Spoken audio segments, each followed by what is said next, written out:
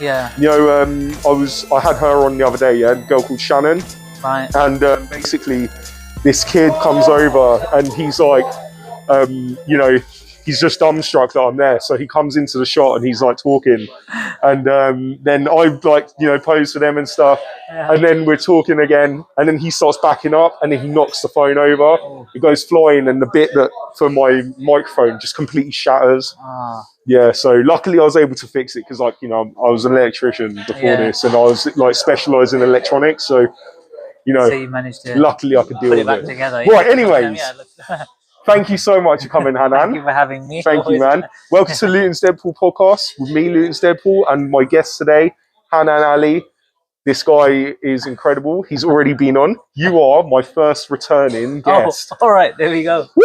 That's something, right? That's great. You're the first one. First returning. Nobody else wants to come back. Can we count the first one though?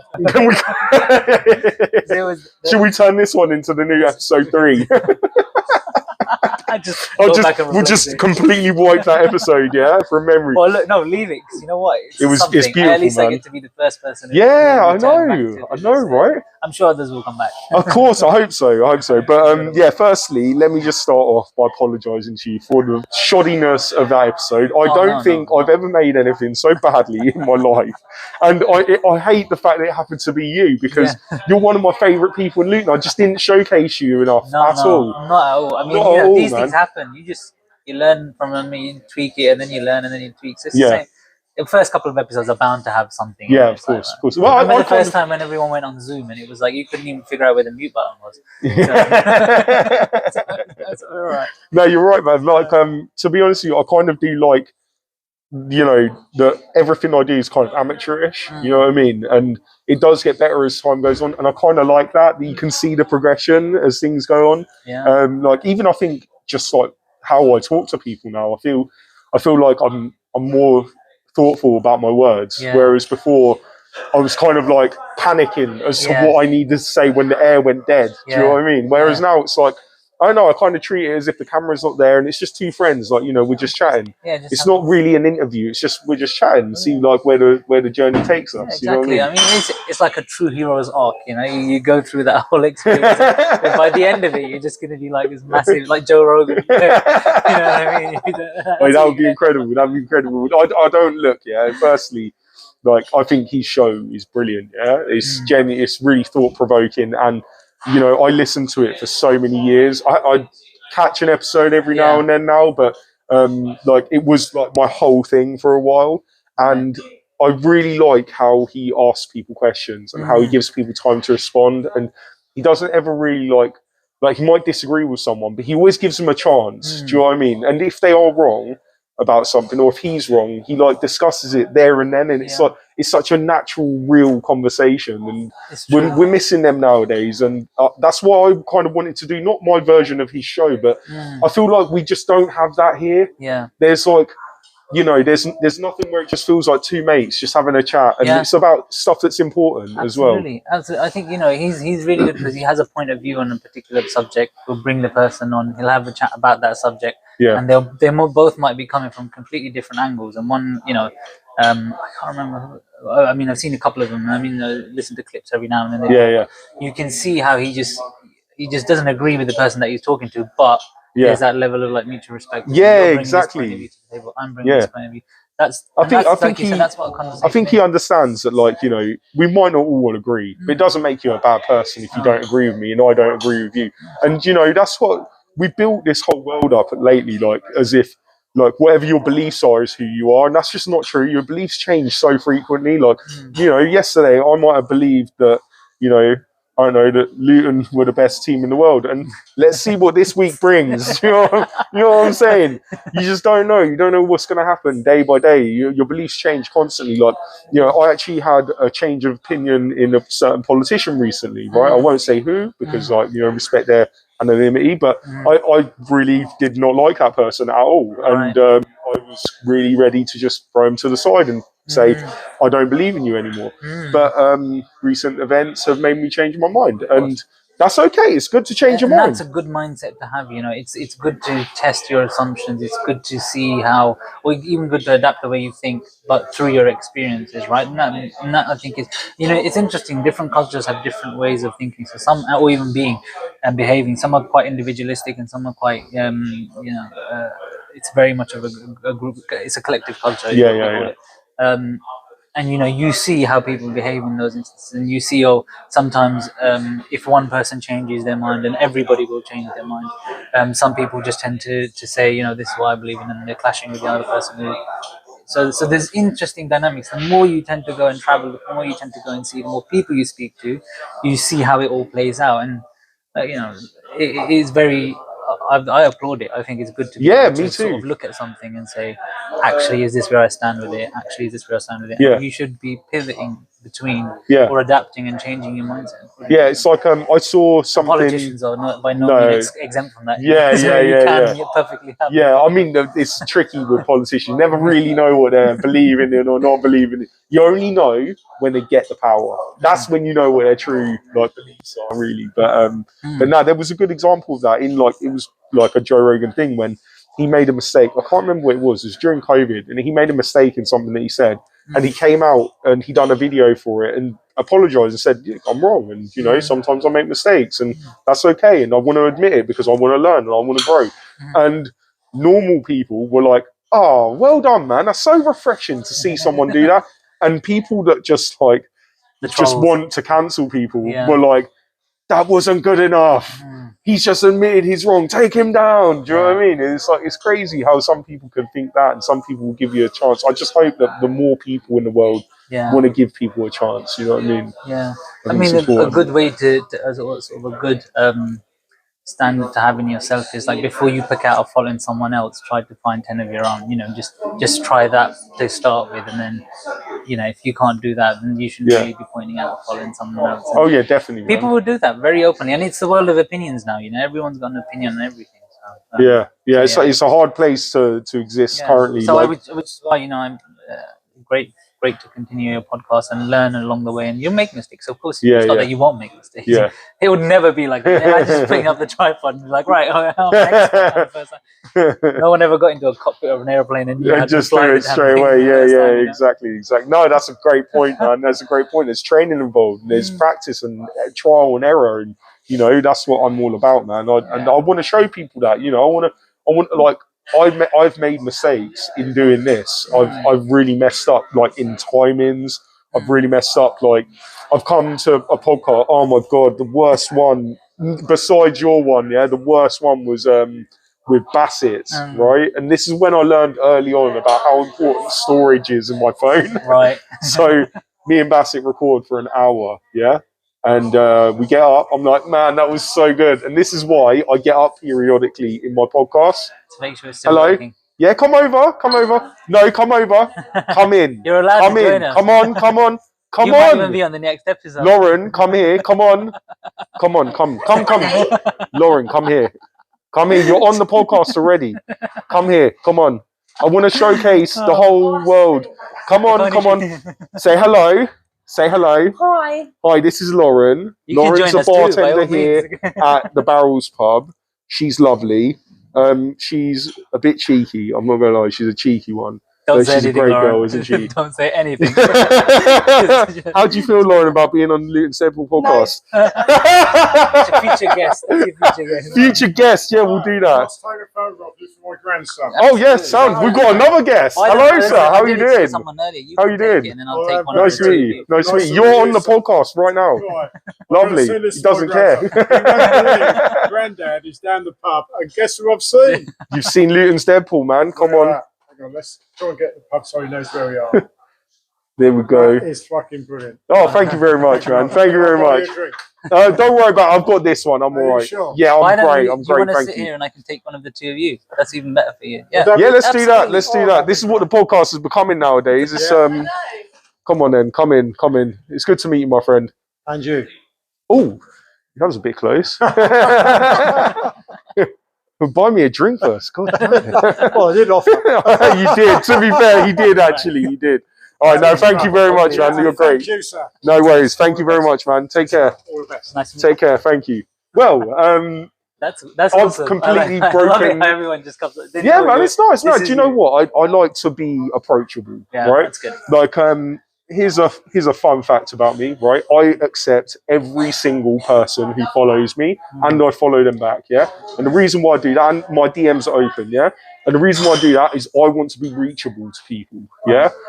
I really don't like people who get to a certain status in life and then they start ignoring people and they start picking and choosing who they like to appreciate and who they don't. Yeah. And like, you know, I've got some people who you would consider to have a low social standing, right? And then I've got some people who are considered to have a high social standing. But I don't believe in treating either of those differently, yeah? Like the high social standing people, I treat them with the same respect I treat everybody else with. Do you know what I mean? Because for me, like, I was in the position where no one cared for what I would say or do. And if I approach someone who's, you know, a notable person or whatever, then I'll just get ignored, man. And do you know what? I hate not having my voice heard. So I really want people to be able to be heard. So if, you know, someone wants to come in and interrupt the podcast, they're more than welcome to. They're more than welcome to. Because, you know, this might be the only chance you get to come say hello. I think that's another very good trait to have, you know, to be approachable, where people can, you know, they feel comfortable, and also how you react. And it's a good way to tell about how a person is, you know.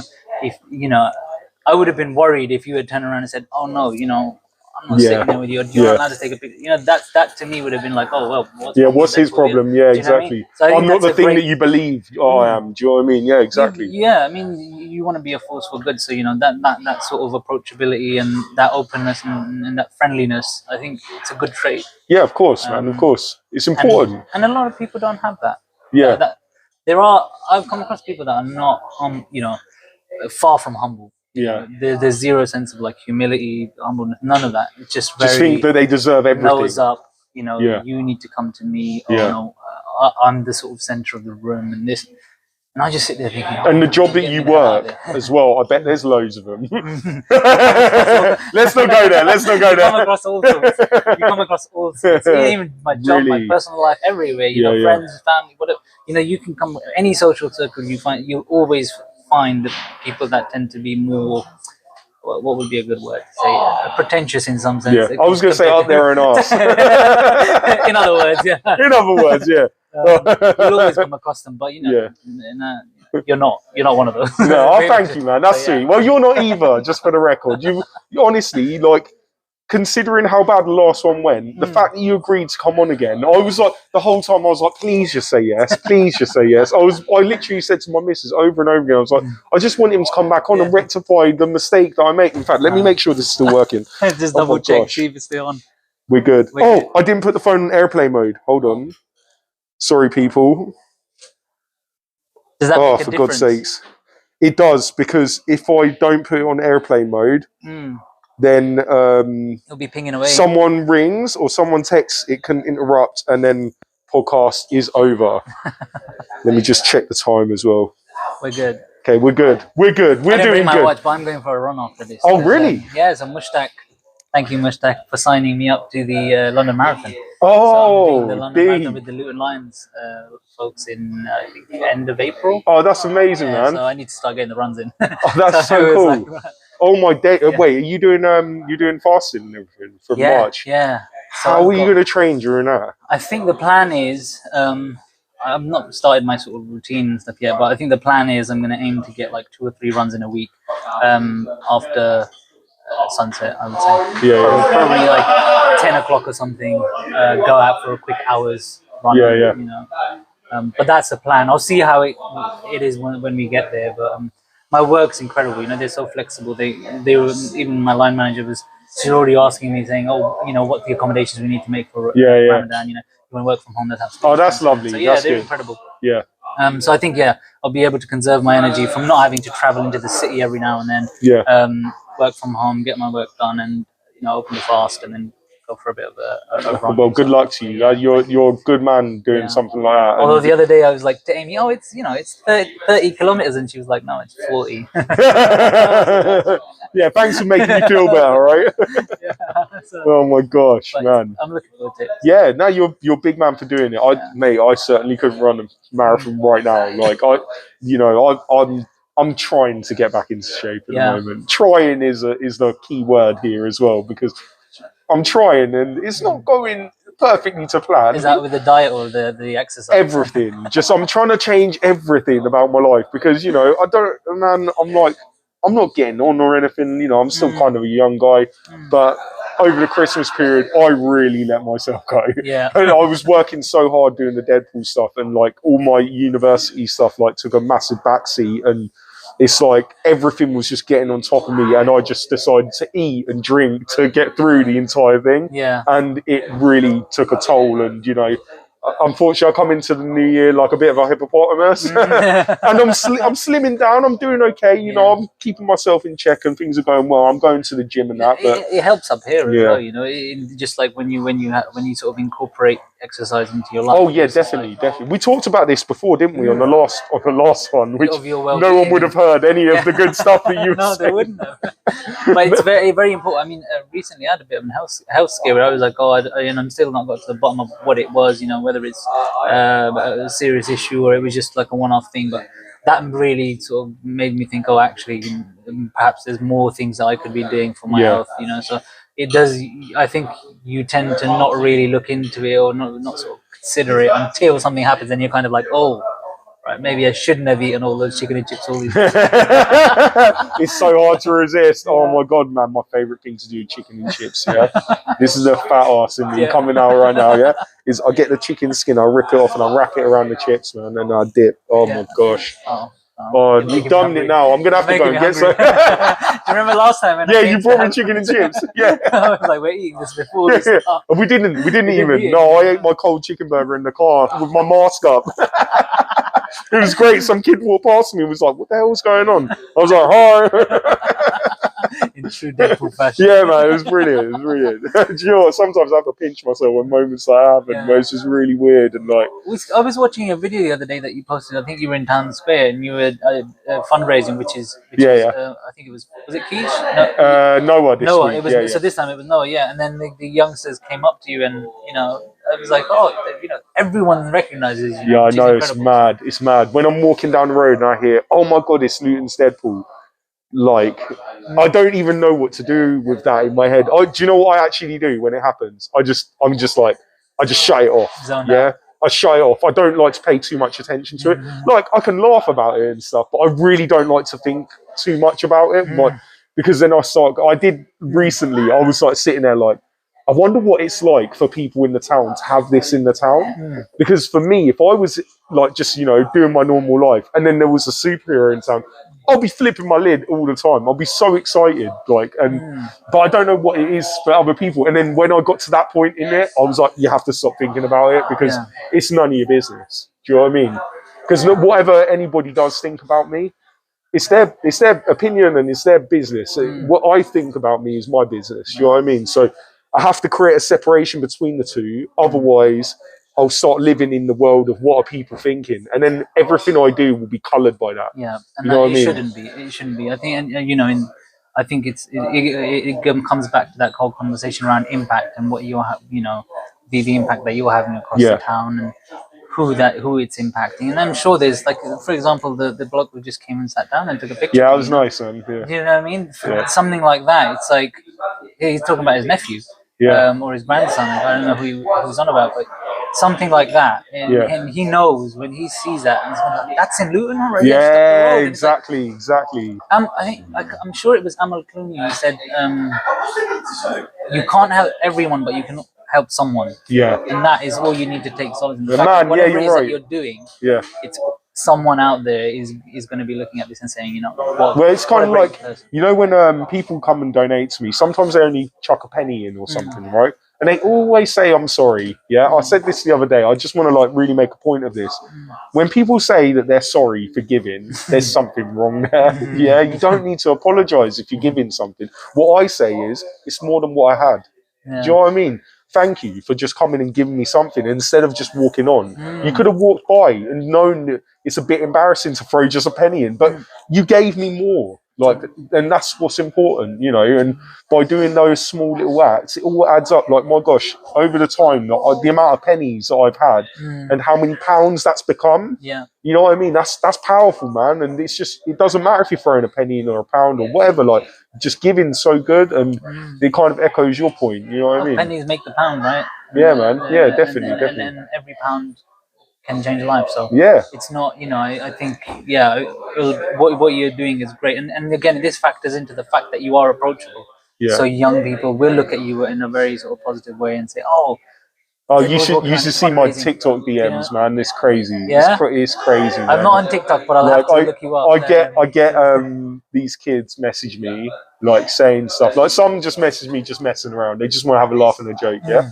And then I get some that message me that are like, I started cleaning my area because of you. Wow. Yeah, like my road, I go out in the morning and I pick up all the litter so that my road looks nice. Or they say I've started doing something in school where we've got a group together and we're doing some community. It's because of you. Wow. Some kids are like, I watch your videos for inspiration. That's mad. That's mad, man. I don't think you're going to be able to understand the impact you've had until when 10 years down the line. Someone's going to come up to you and say something that because of you I did it, and you're going to look back and you're going to say, holy shit. Yeah, do you know what I mean? That is... But do you know what? It's like the man that inspires me for that stuff is Sufyan. Sufyan Sadiq. Yeah. He was my teacher back in college. I know, what a legend, bro. What an absolute legend. He has just this humongous drove of people that he's taught that have gone on to achieve the most amazing things. And they all say it's partly because of him.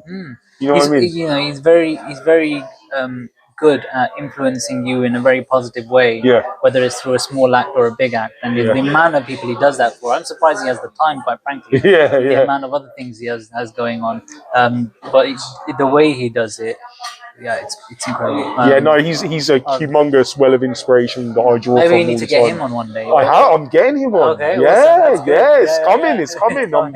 Trust me, there's some very cool things in the works. In fact, how about I announce something on the podcast of something that is in the works and that I am super duper excited about. Let me just check what the time is on here so I can make it the clip as well. Hold on.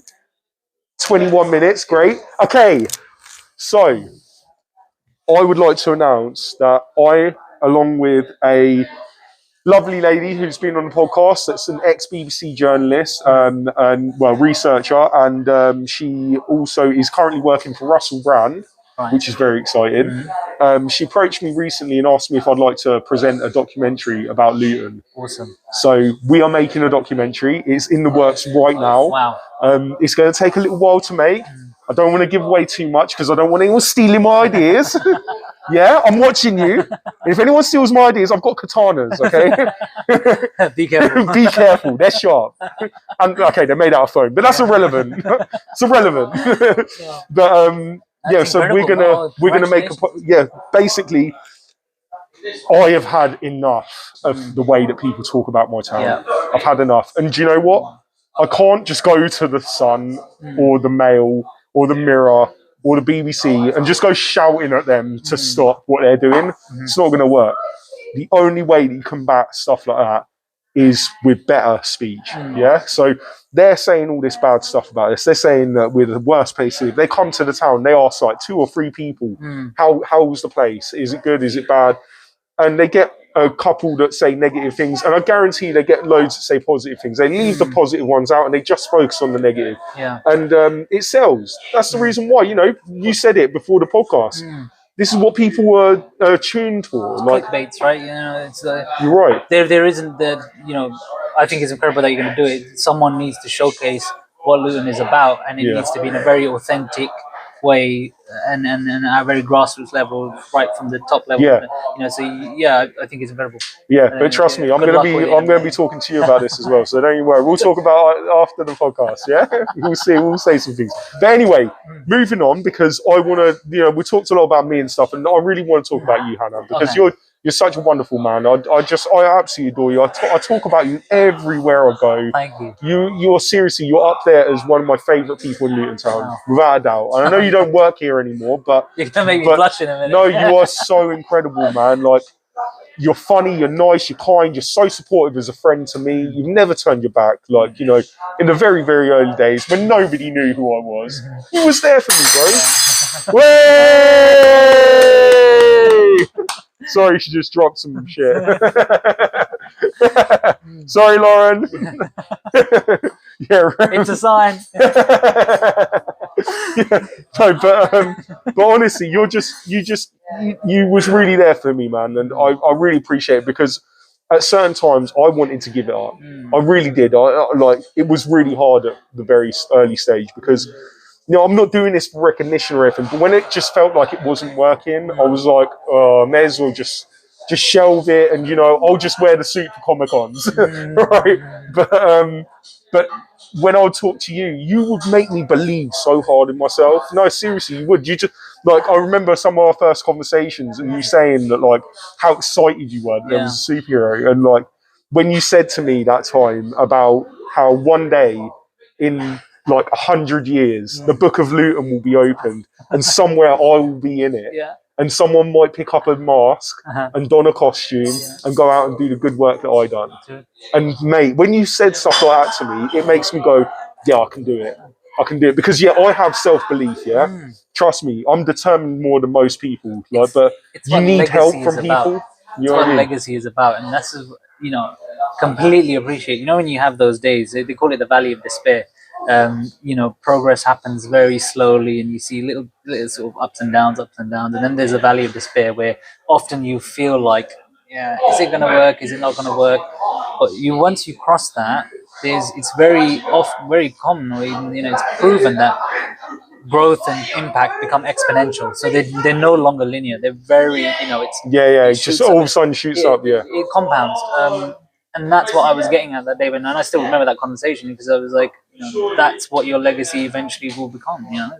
Yeah, man. When you said that, I had a little tear, mate. I really did, because, like, for me, it's not about me. Yeah. Ultimately, all of this that I'm doing, I'm not doing this for me. Yeah. I'm doing it because I want to make the world better.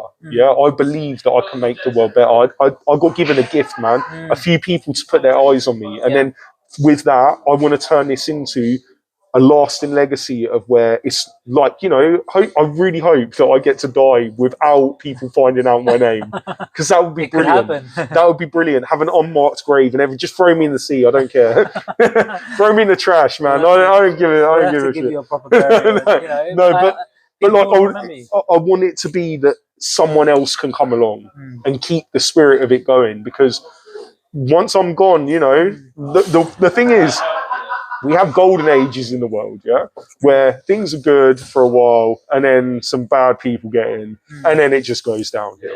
And then some good people come in again, and then it just goes downhill. And it's this up, down throughout the whole of human history, of where we've had good times and bad times. And like, you know, I know that whatever good I do ultimately will be undone in the future. And the only way it can't be is if there's this symbol that lasts here, because that's what actually matters in the world, right? It's like the reason why religion is so long lasting, because it's got good tenets in it, and it's a good way to live your life. And I may not be religious myself, but I believe in religions.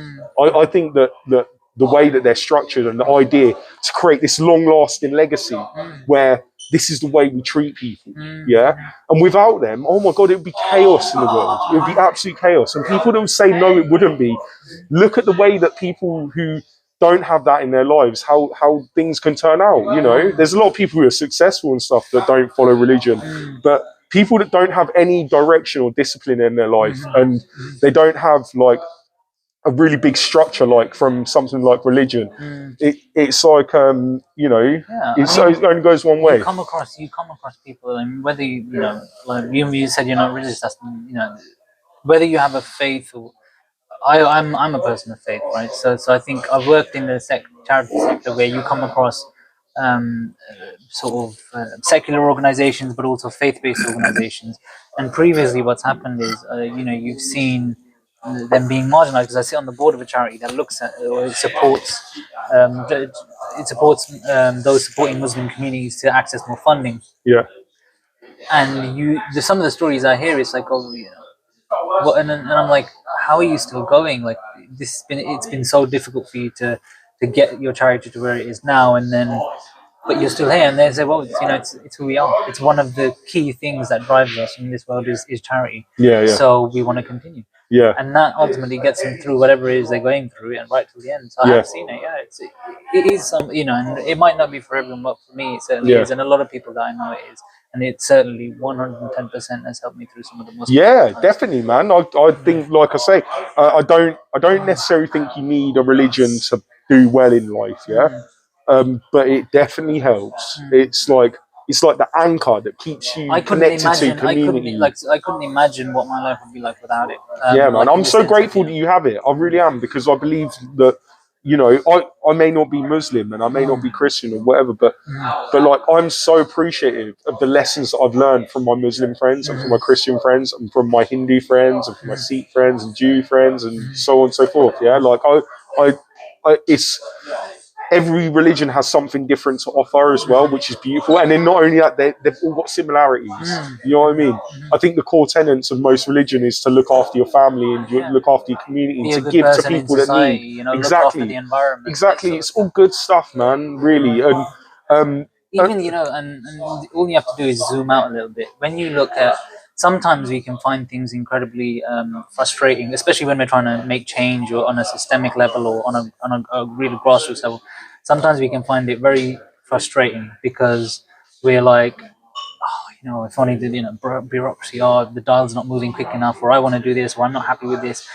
The minute you zoom out from the micro to the macro, and you're like, in the grand scheme of things, this is what I aim to achieve, or it's going to work out. That gives you a bit of solace, and you're able to balance those really rough days. And like you said, throughout history there have been ups and downs, whether it's been countries, empires, but people, everything has seen a rise and a decline, or peaks and troughs. So sometimes zooming out can really help to balance that frustration. And sometimes zooming in is that deep dive is equally necessary to be able to deal with something. So let me ask you something, like on that base. So what do you think we're living through right now? Like, if you looked at the entire picture of the world, like, are we in a peak, or are we in a trough, or are we in the middle? Like, what's going on?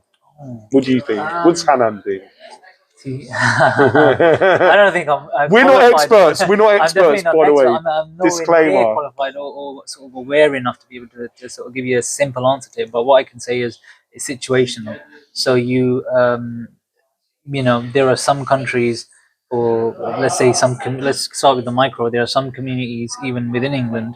I think I read something the other day, and whether it's true or not, I mean, don't quote me on it, but it hit me where it was some people are completely unbanked.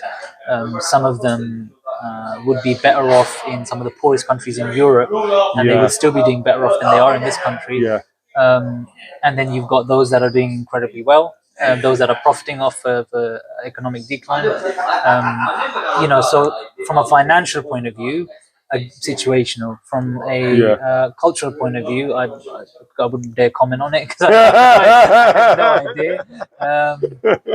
From a different, from a charity sector point of view, it is tough, especially from a funding point of view. There's never, it's been one crisis after the other. The coronavirus, the fuel crisis, the cost of living crisis. It's just constantly you're on a treadmill. Technological point of view, from a micro perspective, there are so many things that you can look at and say. It's kind of like when we say, "Oh, you reminisce about your childhood," and you think, "Oh, we used to spend days in the park." It's not really that common. Mostly it's about devices now. So there's all these little things that are taking place that are make you actually understand how nuanced an answer to a question like that has to be. That there is you can, if you're comparing between communities or between countries or between continents, one is always going to be more than another. There's no sense of, I wouldn't say there's equality. No, definitely not. Take a random country out of South America or for East Asia, it'll be the exact same problems, the exact same systemic and social issues that will sort of be prevalent. So I wouldn't be the simplest answer I can give is that it's situational. And for many, it's a very sort of deep trough or a very deep a hole that they feel like they're probably never going to get out. And for others, they're living never better than they've ever lived. I mean, you say as well, by the way, that you're not really an expert, but the job you do, you're actually kind of more of an expert than most people on this guy, because your literal job is about the future, right? Yeah. It's grant, so grant making, I think that's probably the only thing that I can talk about as a bit of an expert. I wouldn't say I'm a crack, but it's the one thing that thematically I could probably talk about, in detail from a bunch of different points of views. But so it's essentially. Well, first off, because some people aren't going to know who you are in terms of your job and stuff. So, give a little bit of a rundown. I know we've done it before, but a little bit of a rundown about what you do, what your role is, where you work. Happy to do that. So, essentially, in one sentence, we did this the other day. Actually, it was a game. Explain your job in 3 words, and I said, "Spend money wisely." So I hope so. Essentially, grant making. So I work for City Bridge Trust, which is the funding arm of the City of London Corporation. But we're governed by them, but we're managed by an 800-year-old charity called Bridge House Estates. A little complicated, but fundamentally, it's about distributing funds from the city out to Greater London. And funding the not-for-profit, or the third sector is what they call it. And prior to that, I was doing the same here in Bedfordshire. Yeah. And that's where I sort of picked up the base knowledge of grant-making, trust-based approaches, place-based, sort of focusing on geographical issues, how to tackle them. And prior to that, I used to work in community development, and as I've worked abroad in a couple of different places doing similar stuff. But grant making essentially is more around the money side of it rather than the actual delivery side of it. So it's about looking at proposals of what people would like to spend their money on, or what the sort of trying to look at the immediate need of what we can sort of fund, and also what they'd like to carry out over the next couple of years to be able to support those that are in need, basically. And it can be a range of, I'm not a thematic expert. I couldn't talk to you about this, stats of refugees and or asylum seekers and migrants, or I couldn't talk to you about stats of young people and the issues they're facing. But I don't have to be. So whenever I go into a conversation, I go as a novice. I'll say, oh, well, you tell me what's the need, or you tell me what's the issue. You tell me what you'd like to do to be able to solve it. And then essentially it's about being the conduit between the money and the people that are that makes sense. So it's an incredibly privileged position, but at the same time, it's a very important one to be. You got to be very careful in the choices you make. So we do our due diligence and carry out all of the checks and balances and all that to make sure that all legalities and all that, all the boring paperwork side of things is covered. But equally, very much my approach is to be trusting, rather than the sort of previously where it was more like, and I'm speaking previously in terms of the sector as a whole, it was like dictated by a donor. So I like that. Well, I'm friends with this person. So it becomes a very biased sort of point of view that people come in with, and then you see the sort of certain issues becoming even more prevalent. Because the ones that need it are being ignored. That makes so much sense. Well, I'm very glad that it's you that's involved with that, because I wouldn't trust many people, because it's vast amounts of money you deal with, right? And that's life-changing for a lot of people in terms of where you can funnel that. Like, you could literally change an entire community based on a project that you decide to fund. Absolutely. I mean, I get sent from, my day-to-day looks so different. It's in one borough in the morning, another one in the afternoon, and in the evenings I tend to go to events and stuff. So it's a complete mix and match. But I think the reason I feel like I can somewhat sleep well at night, despite having to come across all of these issues, is knowing that I'm doing whatever I could possibly do in this moment, and to be able to impact those issues. And that humbles me. It's very humbling to know that despite everything, despite whatever problems I might have, there's people out there that need even more help. So, and that's not to say that you should take the responsibility, or you solely should carry the weight of fixing every problem in society. It's impossible. You would, you'd burn yourself out. Exactly. But you do your small part. You play your part. Well, man, you definitely do your part to help me. I just want to point out, I hope you don't mind me saying that Hannan supported me in some of the things that I do for my GoFundMe page. You sent me a couple of donations so far, which genuinely, I just want to stress this, because I had someone come up to me in town the other day, and they said to me about the GoFundMe page, right? And I don't get offended by much. Yeah, I laugh about a lot of things. Like I'll tell you a funny one actually. Like someone fat shaming me in a minute, which was really funny and horrible, but it was funnier than what it was horrible. Anyway, so this person come up to me and it was like, "You've got this GoFundMe page, but you're supposed to be giving money to charity." And I tried to explain to them that, I've got expenses that I'm currently paying for. And I don't mind paying for them, but it's really starting to take a toll on me financially. Like the amount that I'm spending, because I'm getting more popular. I'm out almost every day doing something that's this now. Whereas before it was like maybe once a week, maybe once every couple of weeks. But now it's like every day I'm doing something with this. And it uses up a lot of fuel. It uses up a lot of parking. Like I'm out eating all the time. Like, I'm never at home. Like it's like this has completely taken over my life. And I tried to explain to them that, without people's help, I'm going to have to stop doing this. Like, because I can't put my, at the moment it's not affecting my family, but the bigger it grows and if I still don't get that help, it's going to affect them. So, mate, from the bottom of my heart, thank you for your help that you've given me, because, I know it might not be a lot to you, but to me, it's humongous. Like, you literally paid for my parking for an entire month. No, you did. You paid if you had told me this is what you were going to say, well, I would have stopped you. Yeah, no, but you're a good guy. And the thing is I know you're too humble to admit it, but people should know, because whether you're helping me or you're helping a charity, you're helping whoever it is, it's important to help people. And without seeing the acts of people like you, what you do, nobody's going to do it. They need to see that people do it. So yeah, that's why I wanted to just sort of say that to you, because it really means a lot. It means a lot to my family as well. And mate, it means lots of people in Luton, because without you, I might not be doing what I'm doing. No. For real, dude. I'm sure you'd find a way. I'm sure you'd find. I'll just be having loads of holes in my suit. That was more. I'll be walking everywhere.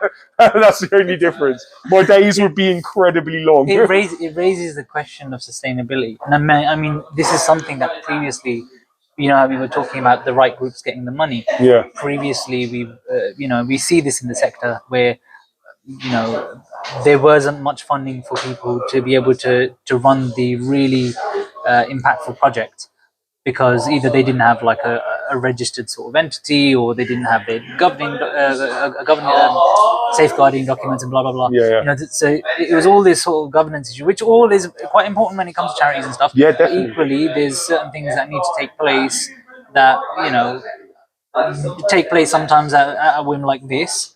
And you don't like, what do you do? Register Deadpool as a charity, and someone will sue you. The problem is as well is Marvel will come after you. Marvel, they're not interested. I badgered Marvel for ages to make me the official Deadpool, and they're just ignoring me. So I was talking to someone today, and this is now my legal defense, right? If Marvel come for me, I'm going to say, I gave you enough chances. I took your silence as acceptance. That's what I'm going to say. And I think, therefore... Seek legal advice before you say that. Just in case. Anyone out there doing pro bono work, please. Yeah, hit me up, man, because I'm probably going to need it at some point. No, they're going to have to find me first. No. And even when they find me, they'll have to catch me, because I'm really fast. I'll be gone. I'm like Speedy Gonzalez, man. You ain't going to catch me. And I'll just take it all off, and I'll peer out of a tree, and people will be like, did you see that guy that was dressed as that? No, I didn't see him, mate. No, I think he went that way. I don't know. Well, if I ever come across anyone in the foundation that is in any shape or form connected to Marvel, I'll be sure to mention. Please There is Deadpool in Luton. Yes. Marvel, I have actually met a guy that was in Deadpool 2. Really? Yeah, he was in Luton. He was just like passing, and he came and took a photo of me, and or he took a photo of his friend. I can't really remember. It happened a long time ago, but he took a photo, and then we talked a bit, and he was American, and I couldn't recognize his face. But then afterwards, someone messaged me and was like, "Did you know that you met the guy from Deadpool 2 today?" And I was like, "No." Wow. And then they sent me like who he is. I was like, no flipping way. Correct me if I'm wrong. Wasn't there the connection to someone who was a comic book writer somewhere in just? Oh yeah, Stephen Dillon. Was he connected to any of the Deadpool comics? Yeah, I think he drew some Deadpool. I think I couldn't say actually. No, maybe that's. I know he drew a lot of Spider-Man. Yeah. He was Marvel's main guy for like, I think 20 years. Wow. I wish that you would have told me before I started talking about this, because I have like. I know a lot about him, and you caught me completely off guard, and I don't know anything about him right now. No, but he was an incredible guy. Unfortunately, he's not with us anymore. But yeah, he was from Luton, and massive like advocate of Luton as well. And yeah, like drew everything to do with Marvel from like the 80s until, you know, the noughties. That's incredible. I mean, see, something like that needs to be showcased out to these people or the well, we did have the Steve Dillon exhibit. I hope I'm saying this. I know it's Dillon. I know his last name's Dillon. I'm not sure if his first name's Steve. I'm gonna get like completely slayed for this now. but I'm sorry. I'm sorry. Mistakes are okay. They happen. No, but this guy, they had a exhibition for him at the Hat Factory. So that was last year in the summertime, I think. But yeah, I got a chance to have a little look down there, and it was beautiful. It was a really good thing that they put on. So yeah, we do celebrate the people in our town. Maybe not enough as much as what they should be, but you know. No, I mean, for us, I'm talking about the people that have bad things to say about Luton. Yeah, perhaps they need to come down and have a look at. Yeah, I know. Like it would blow them away that we've got so many people who have come out of here and just done so much. There was a gentleman who I was speaking to the other night. Actually, he runs a Facebook page called Hatters Heritage, and he showed me a list in his phone because oh my God, he's going through a list of 1.5 million photos at the moment of old Luton town pictures. Wow. And 1.5 million? Yeah, 1.5 million, yeah. And so there's a group of them doing it. It's not just him. Otherwise, he probably wouldn't make it to the end of his life with seeing it complete. Do you know what I mean? No, but he told me about, like, that's what he was doing because he just loves the history of his town. And then he went to show me, he's got like a note thing in his phone where he's got all of these famous people that have come from Luton.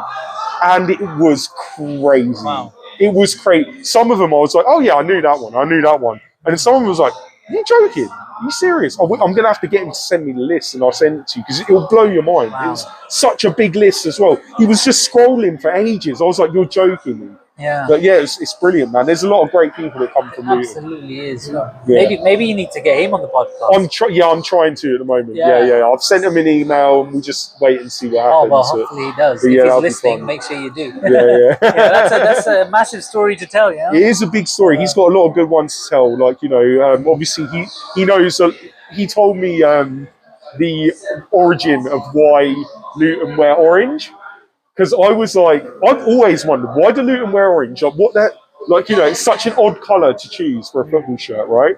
And I know there's teams that wear orange, but they all have good reasons for wearing orange. Yeah. So obviously, like, I wanted to know, you know, why do Luton? So he told me that we apparently wear orange because there was a coach who watched Netherlands in the 60s or 70s. Right. And he liked their kit.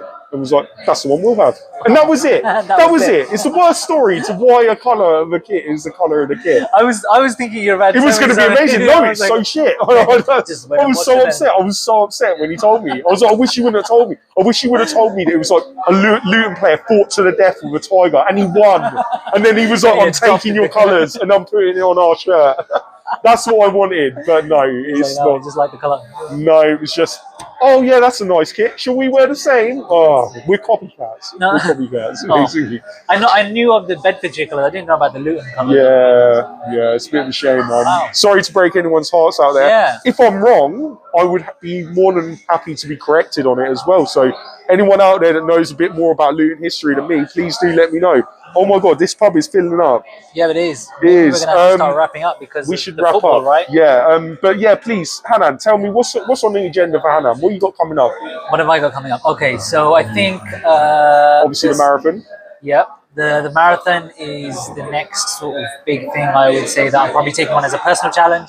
Yeah. I think I'm sort of working around in the city, seeing where that takes me. Locally, still going to stay involved with the likes of community interest and everyone. Yeah. They're incredible organisations. So I think similar to last year in the sense of trying to get involved in as much fundraising stuff that I can possibly do, or whatever projects and local projects people are going on.